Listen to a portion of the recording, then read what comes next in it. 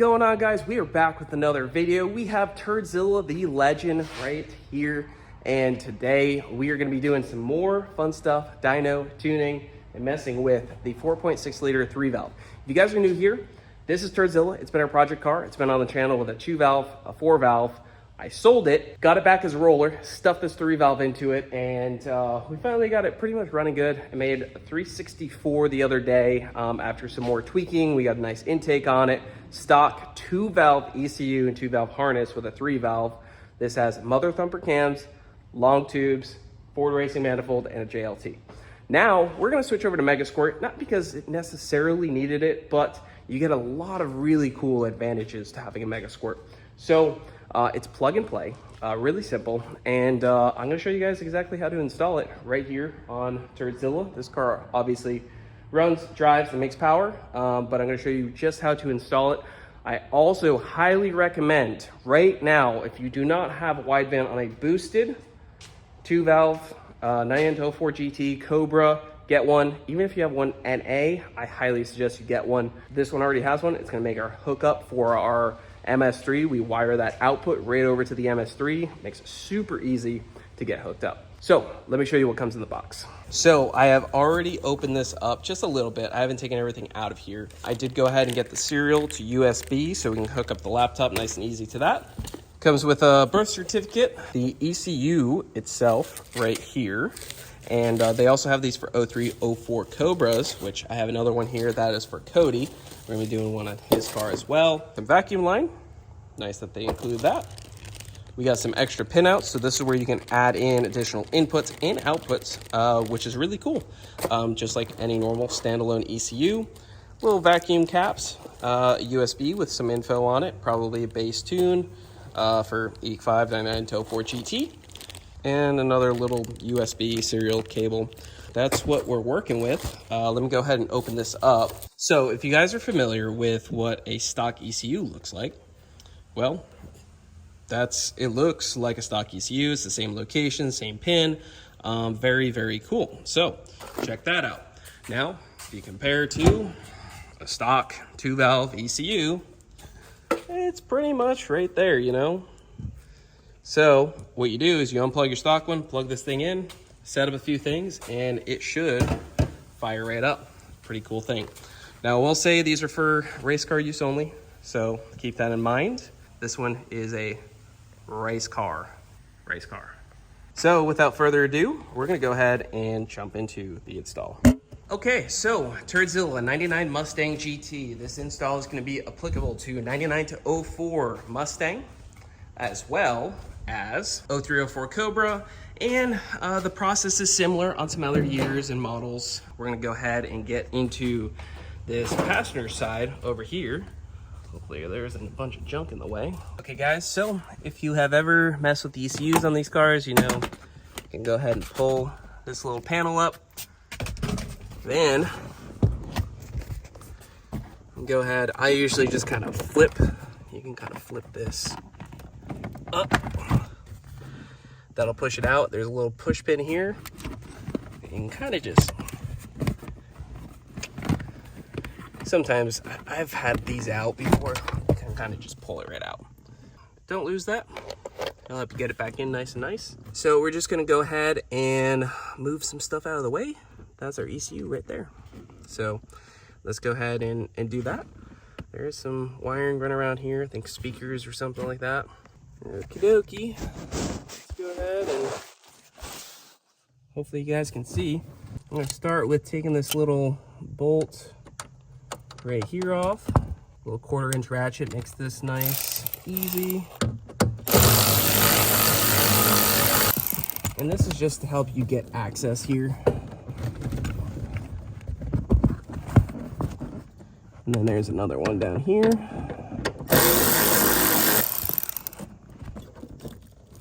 I'm gonna try to move this bracket out of the way. I'm gonna go ahead and pull these harnesses out.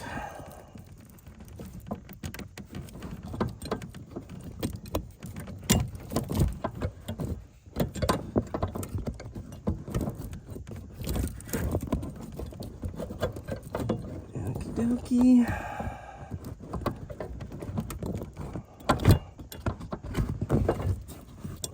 actually gonna go ahead and just take this whole bracket out.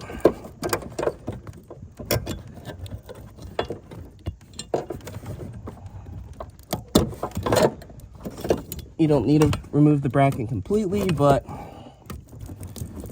makes it easy. And that was a 7 mil. Now we got something a little smaller. It's a 5.5. I knew it was. I didn't bring the 5.5. So 5.5, and then be able to basically pull the ECU down. And then there's a 10 mil on the harness connection.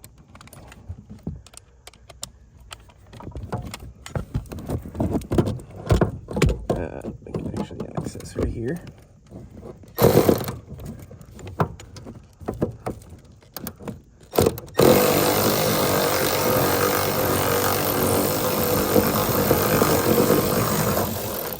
You just basically loosen that up. And the connector kind of pulls out with it just like that. And then now we're ready to plug in the other ECU, but I am going to go ahead and pull the stock ECU out. So I'm going to go get that 5.5, plug in the MS3, and be ready to rock. Got the 5.5. Don't drop it.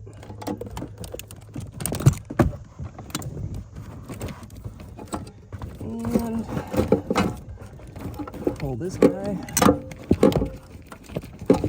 right out of here. Cool. Now I'm just going to go ahead and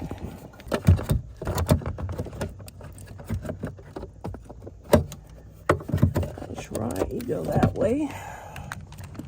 Take the 10, get your harness connector.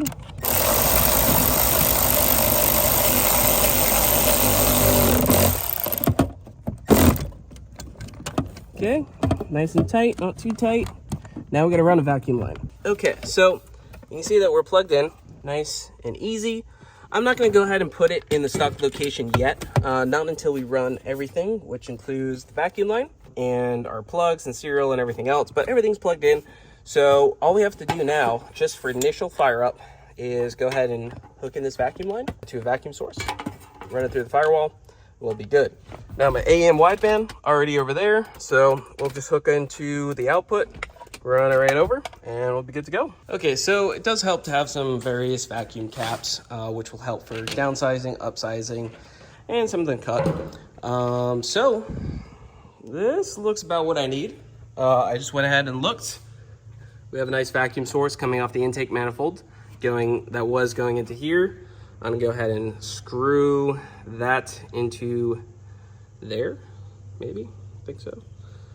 I'll show you what we end up doing, and then I'll probably just cut a little bit, hook that back up as it was. Probably run this over here, and there's a firewall grommet right back there. I can stick it through, down, and right to the ECU. Okay guys, so vacuum line is attached. Simple T, make sure these are nice and tight, no leaks. We can always clean this up later, run that back around, possibly shorten it, you can do various different things. But the important thing is if you're hooking this thing up, make sure you don't got any leaks. Make sure you got a good vacuum source. So this one's right on the intake manifold. All I gotta do, so I'm gonna run it over here, down, and then there's this grommet down in there. I might not be able to show it too well on camera, but I'm gonna shoot it through that rubber grommet. It's gonna shoot right down, right where our MegaSquirt is. All right, guys, so if you see that grommet right there where the factory harness goes in, yeah, that guy. So what we're gonna do is, I find this is the easiest way to run wires or anything really through a firewall grommet. We're gonna poke a hole right in it. Electrical tape, screwdriver, poke a hole, point it through, take your tape off, take your screwdriver back out here, and you'll be able to pull it right down to where you need to go. All right, guys, so vacuum line is ran, plugged in right there. A little bit of a pain in the butt to get through the firewall, but no big deal. So what comes with it? Comes with this to serial, which you can see right there.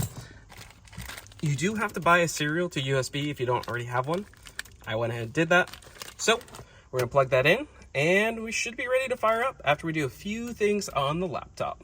Okay, so we have the cable plugged right in there. That comes right over to here. USB. You can mount this anywhere you want. Probably put it in the glove box. But what we're gonna go ahead and do is go ahead and get hooked up to the laptop. Okay guys, so when you do get onto the computer, my computer already had Tuner Studio, but you're gonna go into that USB drive and just go ahead and follow the instructions to open up this setup right here. What it's gonna do is make a project folder. So right over here, you can see it has a base 99-04 Mustang GT. So that's already something to get you started. We have it just kind of loading and updating right now, and then we'll check back in and show you the first fire up before we even hook up the wideband. That's just going to be one wire that we're going to run over from here right over to there. I'll show you exactly how to do that, but you don't really need to do it for your initial fire up. We do want to use the wideband, and it will be used, especially for closed loop, but for right this second, we are not going to be using it just for this initial fire up. Okay, so all I did here, I went to File, Open, and I opened the project that they installed right into Documents, Tuner Studio Projects, EEC5, which is what this is. And you can see there's actually a 99-04 tune right there. Now, we're just going to go ahead and get connected here. Accept, and... Okay, I'm just sending it. Yep, then send, that's fine. And then I'm just gonna go make sure we load tune 99-04 GT tune, just to make sure that that's what we're using. Okay, so one thing that's important to do first, tools, calibrate TPS. So gas pedal is at idle right now, so get current. And then we're gonna go watt, get current. So now, hit accept first. Hit accept. Yep, so you can see gas pedal, TPS working pretty well. Then we're also gonna wanna go to here, required fuel. 8 cylinders, we actually have 24 pounders. We are on 93, 14.7 here on E85, 9.8 right there. Hit okay. I think everything here should be good. And do we need to mess with dead time? Crank this thing up, man. I think it should. Yeah, we got Bradley here. I told him to stop by because we did this first on his car actually. So, you want to just wiggle the negative? Ready? Yeah, like so easy. You can see it right there. Idling pretty decent. That's pretty spot on. So that was like the cold start fueling. You can go down here.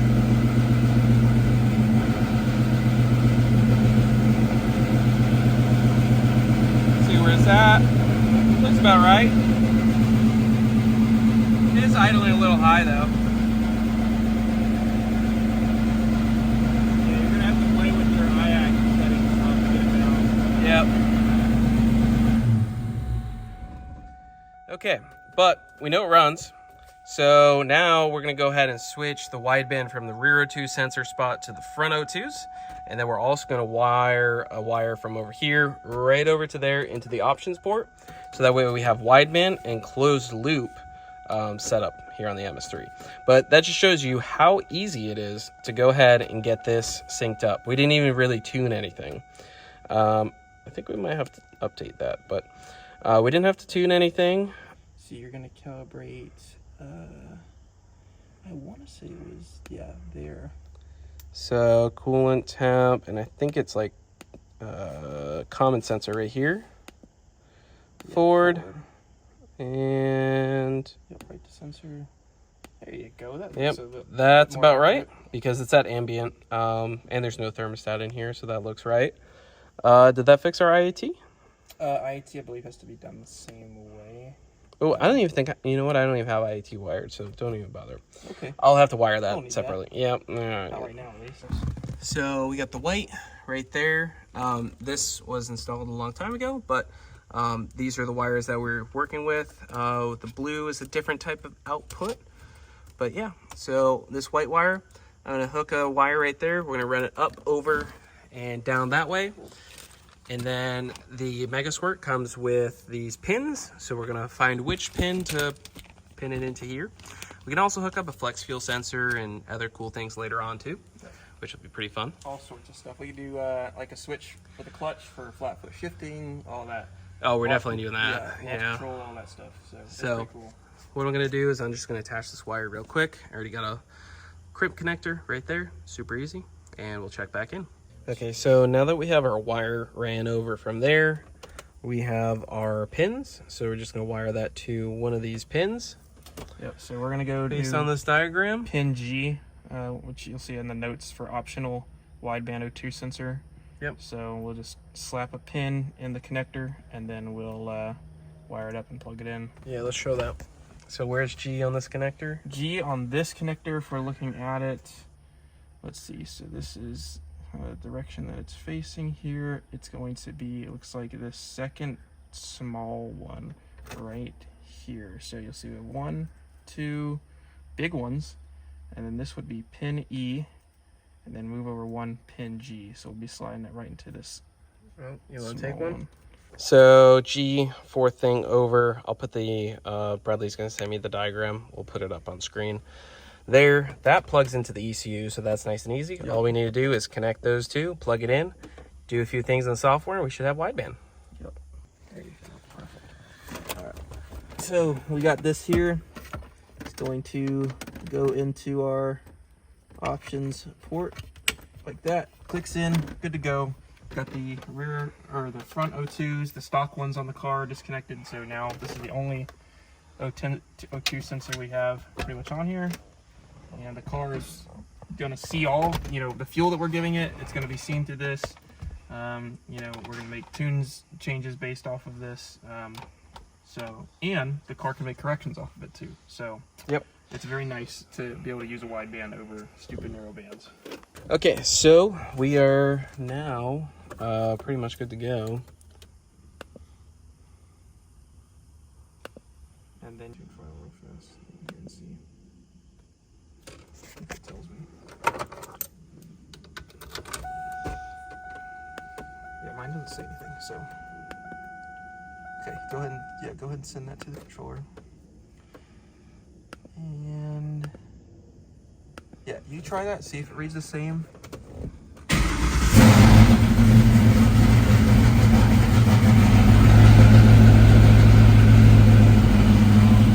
All right, well, so we were trying to figure out why this car is idling so weird. And we haven't really totally we figured out why. We were cranking the set screw out of it. We brought the set screw all the way out to where it wasn't even making contact. This is actually a different throttle body. This is what was on here. Hollowed, big hogged out bolts so to fit the 3-valve bolt pattern. This is either Cobra or Navigator or Mach 1 throttle body. I don't really know. Some 4-valve. But so basically these two little nostril things right there are sucking in air, and no matter how much we close the blade and the IAC, we commanded the IAC at 0. Blade was just straight crank 0. There was no blade, and it's still idling at like 1600. We're trying to figure out what the hell is going on with it. So it turns out that this thing's sucking air right through there. That's not enough to basically close it out. Yeah, it doesn't really seal it there, kind of in this top area right there. Yep, so we gotta devise a solution to figure that out. And then this one might be sucking in air too. Yeah. No, wait, yeah. This one's sucking in air too. Okay, so what I'm doing right now, we got some universal gasket thing, Chematic. So what I'm going to go ahead and do is basically make my own gasket, and it's going to block off those areas and should hopefully fix the problem.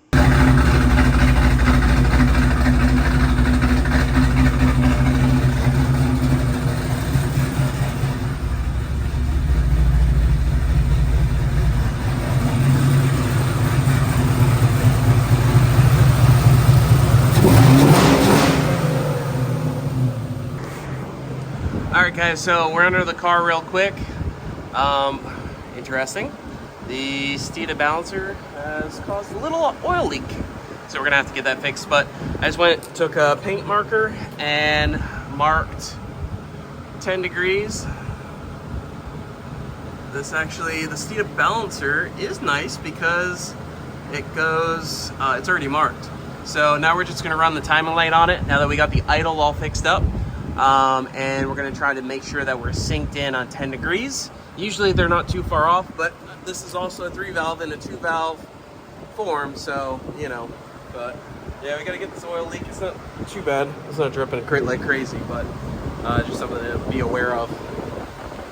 So it appears the gasket trick kind of worked pretty well. I got it dialed in, idling pretty nice at about 1,000 is where these cams really seem to like it, with 10 degrees of spark advance. I also have this locked in using the fixed table. So it's only gonna see 10 degrees advance right now.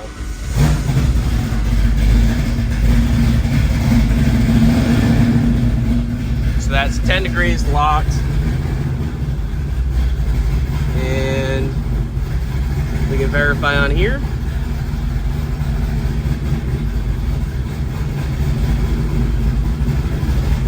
$10 degrees, locked. I just sent that to it. Timing light's already hooked up.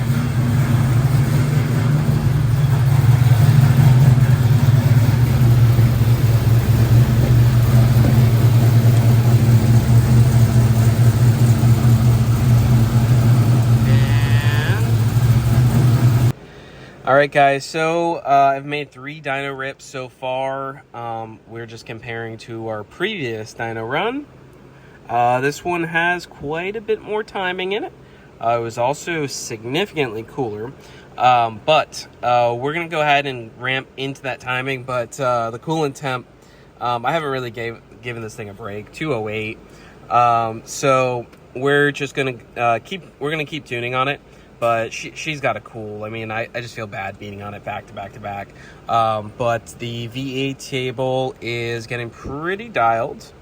And the car drives really good. I mean, at least on the dyno. But so far, so good. We're right in line with what we made on stock ECU, which to be expected. There's not too much different.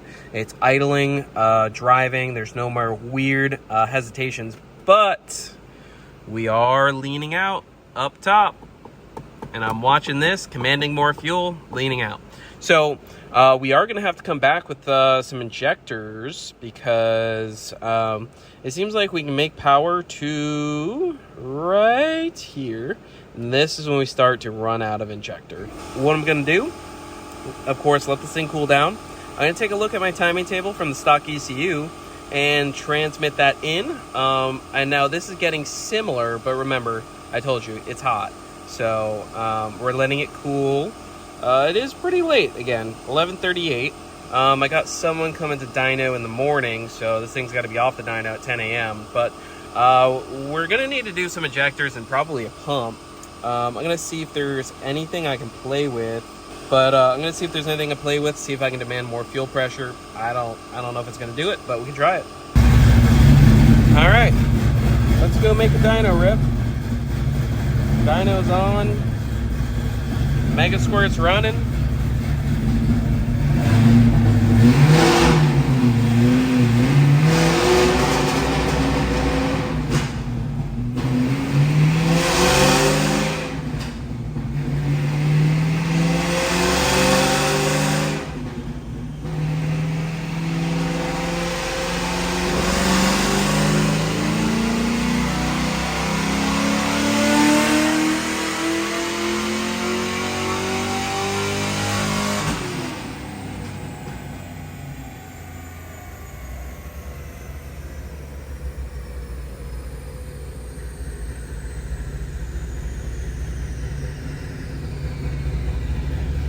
Okay.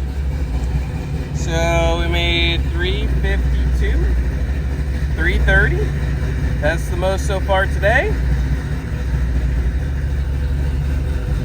Not too bad. And it's still not cool. It's still pretty warm. So I'm gonna look at this data log that I didn't take. Yay.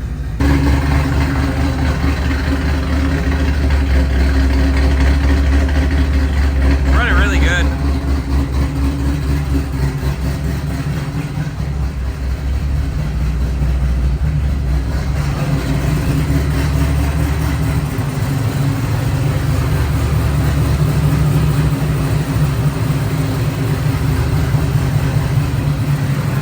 All right, so it is gross here, humid. It's very strange for the winter, super humid. Not good horsepower making weather. You can see I'm a mess. I've been working on this thing, but she's running pretty good. It's not gonna make super good power because it's hot. Car's hot, it's hot outside, humid, gross, but I guess I'll run it one more time. I might run it in the morning. I got another car that's gonna go on the Dyno too.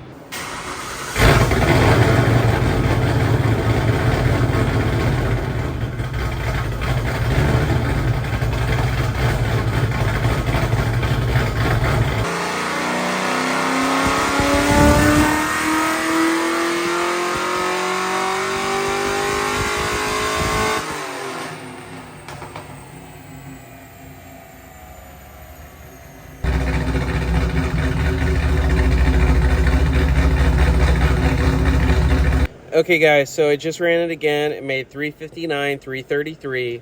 Like I told you, it's hot out, but I just laid it over the graph of the other day, the 364, 340, and you can see this matches up pretty dang well. I mean, even the little curve thing it's got there, I mean, it's identical. I'm commanding the same timing, pretty much the same air fuel. I'm able to get just a little bit more fuel out here, but then we are out. I'm telling you, we are so out of injector.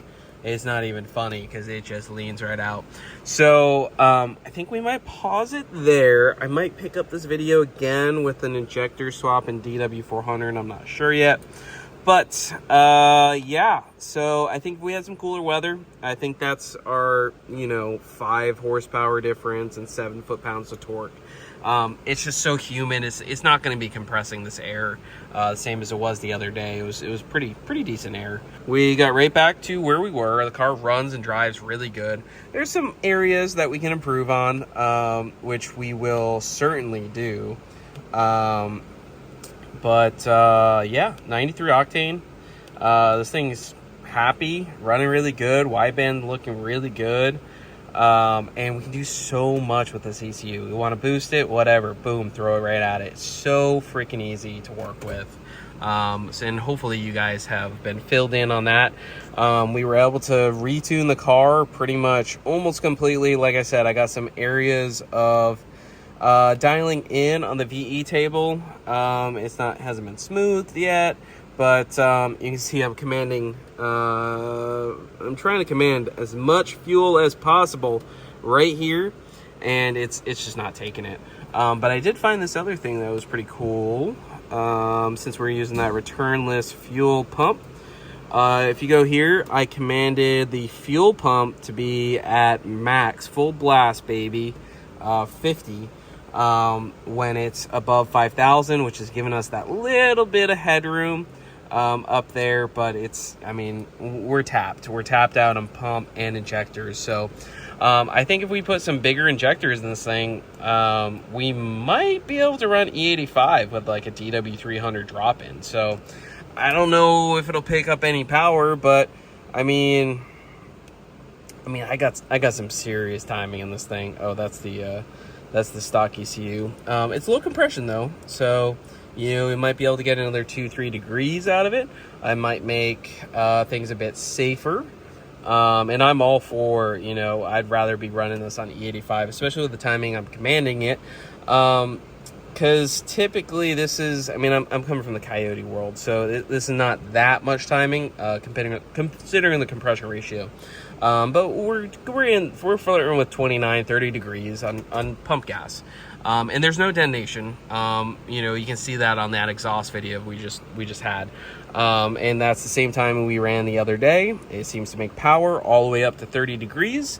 And if we actually go back here a couple runs, like this 348, And then like I just slowly stepped it into timing, and it picks up power. Like the more timing you add in here, so you can see this is pretty cool. 334 lit, like very little timing. 346, 348, 359. I mean, it picks up power every timing step that I make on it, which is pretty cool. Fuel wise, I mean, it's pretty much doesn't care as long as it's in the 12s. 12.2 to 12.7 is kind of our target. 12.5. Leaner, richer, it doesn't seem to make much difference on power, except I think, and this could be the cams kind of tapping out too, but every time up top we level out. So there's no point in revving this past 6 really, especially with how it starts to lean out, but I'm really happy with that. Okay guys, it's the morning. We actually got much better weather. I think it's like 60 degrees. So less humid. We're gonna warm the car up before we gotta take it off the dyno and see if it makes any more power. Simple as that.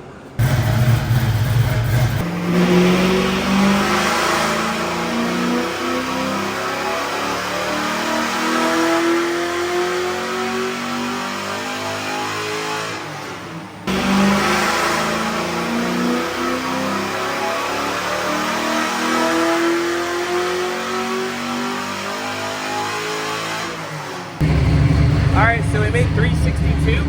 What I'm doing right now is I'm smoothing out the timing table. If you heard some hesitations, the timing table that comes with the MS3 is kind of all over the place. When we smooth it out, add some timing in some lower areas to really smooth everything out. The fuel's getting dialed. This thing's going to run amazing. I'm so excited. I think the idle sounds amazing. It starts right up, cold start, goes right down to idle, and we just made 362. So we're right in par with our previous best, 362, 349. So we're within 2 horsepower of the previous best. Not bad. So I got it driving pretty good. I gotta set the speedometer, but here's first gear.